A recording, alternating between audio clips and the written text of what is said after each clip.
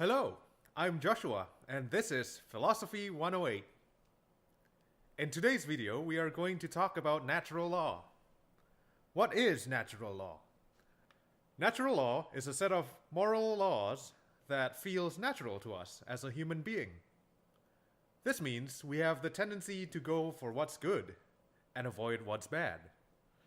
It's like a conscience of some sort, a moral compass. A simple example of this is the deeming of murder as bad or immoral. Killing is wrong, and punishing killers is right or even necessary. But where does natural law come from? Some say that it comes from within, perhaps shaped by billions of years of the evolution process. Others say that it comes straight from above, from a deity or god, or by the command of his word. All we know is, he's called the Stig! Does natural law even exist? Or is it made up?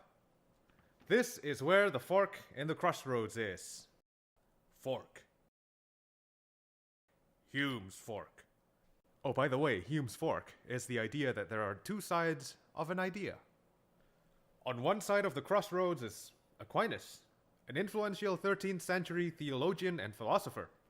He pays respects to Aristotle and refers to him as the philosopher in Summa Theologia and other works. Aquinas explains the idea of a natural law as something that is expected of men, but God created and equipped them with the necessary tools for them to live with the natural law. How is it violated? Aquinas argues that it is done by ignorance or the lack of knowledge. And now, let's turn to the other side of the fork, so to speak, and we will encounter what is called positive law. Positive law is basically the idea that rules are made by those who are given authority or power. That, of course, means whoever has power makes the rules. I will turn to my personal experience as a metaphor. When I was a child, I was known to have the perfect pitch. Now, the way I understand it, or at least the way I understand people understand it, is that people have perfect pitch, or they don't. And that would be a similar premise to the existence or absence of natural law. Now, I tend to believe that perfect pitch is a skill that can be learned. Now, this is the premise of positive law. I remember quizzing myself by playing the middle C on the piano and attempting to memorize all aspects of this sound. Well, it is lower than.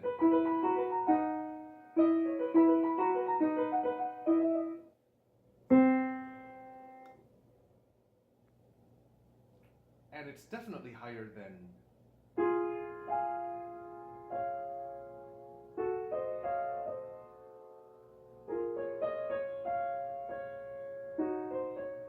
I think a closer one would be.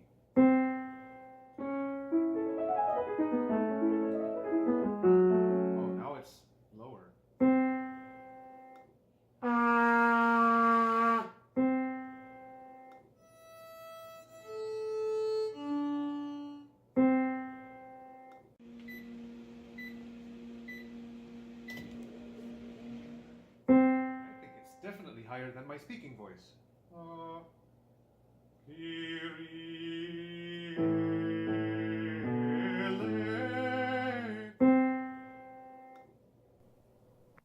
Then I would go on a day trip.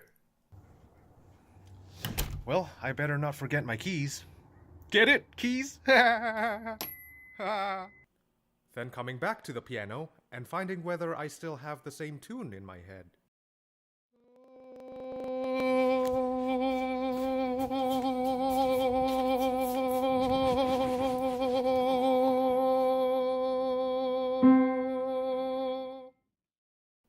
However, I have seen in my colleagues the relative difficulty of learning the art of perfect pitch. Now, this is the concept of natural law as seen by positivists. Furthermore, legend has it that I'm already correcting people on their off-key humming even before any formal training in music. This can be equated to a strong evidence for natural law. However, I am also known to listen to classical music even before I was born. Thanks, Mom.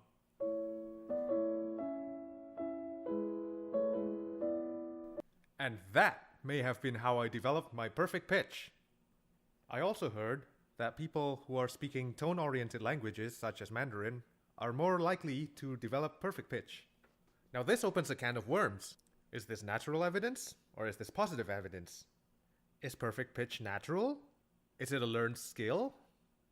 If so, why are some people good at recognizing tone, while others are practically tone deaf?